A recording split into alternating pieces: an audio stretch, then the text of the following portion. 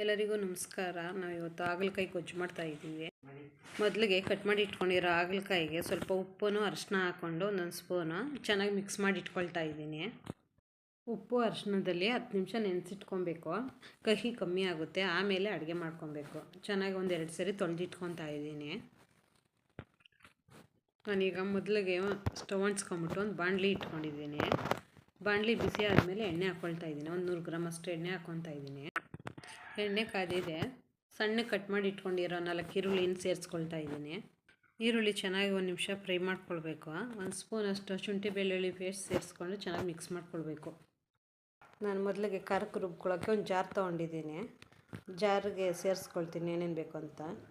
ಒಂದು 4 ಲವಂಗ, ಒಂದು 4-5 ಪೀಸ್ ಚಕ್ಕೆ, 2 ಸ್ಪೂನಷ್ಟು ಹುರ್ಗಡ್ಲೆ ಸೇರಿಸ್ಕೊಳ್ತಾ ಇದ್ದೀನಿ. ಒಂದು ಸ್ವಲ್ಪ ಹುಣಸೆಹಣ್ಣು,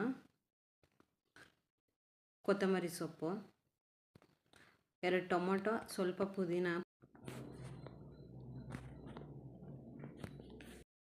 ಚಿಕ್ಕದಾದ ಚಿಪ್ಪಷ್ಟು ತೆಂಗಿನಕಾಯಿ ತುರಿ ಸೇರಿಸ್ಕೊಳ್ತಾ ಇದ್ದೀನಿ.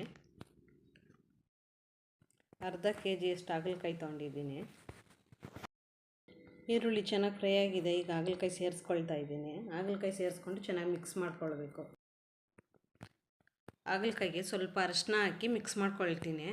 1-2 ನಿಮಿಷ ಚೆನ್ನಾಗಿ ಎಣ್ಣೆಯಲ್ಲೇ ಫ್ರೈ ಮಾಡ್ಕೊಳ್ಬೇಕು ಹಾಗಲಕಾಯಿ. ಈಗ ನೈಸಾಗಿ ರುಬ್ಬಿಟ್ಕೊಂಡಿರೋ ಖಾರಕ್ಕೆ 2 ಸ್ಪೂನ್ ಅಚ್ಚ ಖಾರದ ಪುಡಿ, 1.5 ಸ್ಪೂನ್ ಅಷ್ಟು ಧನಿಯಾ ಪುಡಿ ಸೇರಿಸ್ಕೊಳ್ತಾ ಇದ್ದೀನಿ. ಹಾಕ್ಬಿಟ್ಟು ರುಬ್ಕೊಳ್ತೀನಿ. ಈಗ ಹಾಗಲಕಾಯಿಗೆ ಬೇಕಾಗೋಷ್ಟು ಉಪ್ಪು ಸೇರಿಸ್ಕೊಳ್ತಾ ಇದ್ದೀನಿ. ನಮಗೆ ಗೊಜ್ಜಿಗೆ ಎಷ್ಟು ಹಿಡಿಯುತ್ತೋ ಅಷ್ಟು ಹಾಕ್ಕೊಂಡು ಚೆನ್ನಾಗಿ ಫ್ರೈ ಮಾಡ್ಕೊಳ್ಬೇಕು. ಈಗ ರುಬ್ಬಿಟ್ಕೊಂಡಿರೋ ಮಸಾಲೆನ ಸೇರಿಸ್ಕೊಂಡು 1-2 ನಿಮಿಷ ನೀಟಾಗಿ ಫ್ರೈ ಮಾಡ್ಕೊಳ್ಬೇಕು, ಹಸಿ ವಾಸನೆ ಹೋಗೋವರೆಗೂ. ಹಾಗಲಕಾಯಿ ಬೇಯಕ್ಕೆ ಬೇಕಾಗೋಷ್ಟು ನೀರನ್ನ ಸೇರಿಸ್ಕೊಳ್ತೀನಿ. ನೀರು ಹಾಕಿ ಚೆನ್ನಾಗಿ ಮಿಕ್ಸ್ ಮಾಡಿಬಿಟ್ಟು ಹಾಗಲಕಾಯಿಗೆ ಉಪ್ಪು ಖಾರ ಎಲ್ಲ ಚೆನ್ನಾಗಿ ಹಿಡಿಯೋವರೆಗೂ ಬೇಯಿಸ್ಕೊಳ್ಬೇಕು. ಕೊನೆಯಲ್ಲಿ ಸ್ವಲ್ಪ ಬೆಲ್ಲ ಹಾಕಿ ಮಿಕ್ಸ್ ಮಾಡ್ಕೊಳ್ಬೇಕು, ಚೆನ್ನಾಗಿ ಕುದಿಸ್ಕೊಬೇಕು. ಈಗ ಹಾಗಲಕಾಯಿ ಗೊಜ್ಜು ರೆಡಿಯಾಗಿದೆ.